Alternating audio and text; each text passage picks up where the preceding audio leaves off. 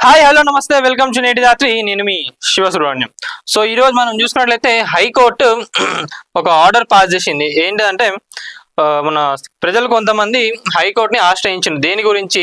విద్యార్థులతో కలిసి ఉపాధ్యాయులు మధ్యాహ్న భోజనం ఎందుకు తినరు అని చెప్పి. నాకు ఈ న్యూస్ చూస్తే నిజంగా అసలు కరెక్టే కదా, మంచి ఒక వ్యాలిడ్ పాయింట్ ని రేజ్ చేసిన అని చెప్పి అనిపించింది. ఎందుకంటే నిజంగా ఉపాధ్యాయులు కూడా పిల్లలతోని మధ్యాహ్న భోజనంలో పాల్గొంటే అప్పుడు నాణ్యత బాగుంటది, ఈ కల్తీ కూడా ఎక్కడ జరగకుండా ఉంటది.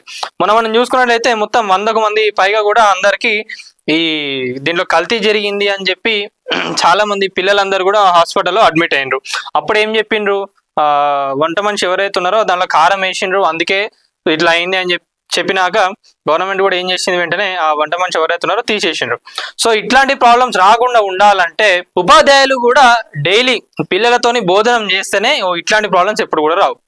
మళ్ళీ అక్కడ జరిగే అవినీతి ఏదైతే ఉందో అది కూడా జరగకుండా ఉంటది. అలా తింటేనే నాణ్యత పెరుగుతుంది. హైకోర్టు వాక్య. పిల్లలకు అందిస్తున్న మెను వివరాలు సమర్పించాలని ఆదేశం. సో ఇది ఇవాళనే సెప్టెంబర్ 4 ఇవాళనే అప్లోడ్ అయింది న్యూస్. ఇది ప్రభుత్వ పాఠశాలలలో విద్యార్థులతో కలిసి ఉపాధ్యాయులలో ఒకరు ఎందుకు మధ్యాహ్న భోజనం తీసుకోవడదని హైకోర్టు ప్రభుత్వాన్ని ప్రశ్నించింది. ఉపాధ్యాయులు అలా చేస్తే విద్యార్థులకు శుభ్రమైన, నాణ్యమైన, సురక్షిత భోజనం అందే అవకాశం ఉందని వ్యాఖ్యానించారు. ఇది నిజంగా 100% కరెక్ట్ ఇది.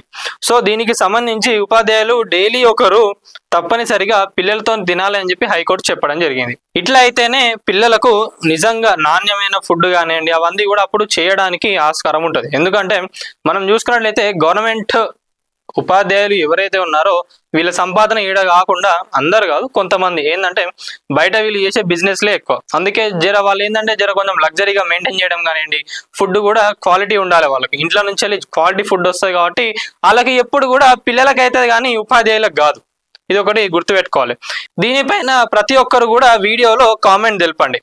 ఈ ఇష్యూ ఏదైతే ఉందో, హైకోర్టు ఏదైతే గవర్నమెంట్ ప్రశ్నించిందో ఎంతవరకు కరెక్ట్, ఉపాధ్యాయులు అందరూ కలిసి పిల్లలతోని భోజనం చేయడం ఎంతవరకు కరెక్ట్ ఏందో ఒకసారి కామెంట్స్ లో తెలపండి.